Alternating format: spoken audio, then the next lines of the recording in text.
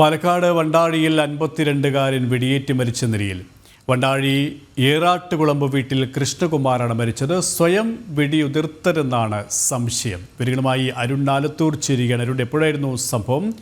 പ്രാഥമിക വിലയിരുത്തലും ഇത്തരത്തിലാണ്.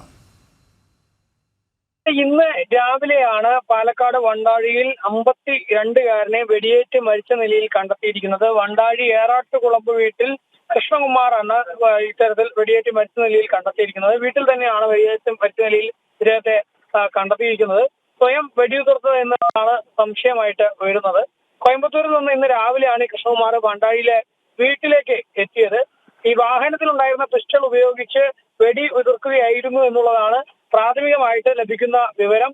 ഏതായാലും പോലീസും മറ്റും ഇപ്പോൾ ഈ സംഭവ സ്ഥലത്ത് എത്തിയിട്ടുണ്ട്. കൂടുതൽ വിവരങ്ങൾ അന്വേഷിച്ചു വരികയാണെന്നുള്ളതാണ് പോലീസ് പറയുന്നത്. ശരി, അരുൺ ആലത്തൂരാണ് വിവരങ്ങൾ നൽകിയത്.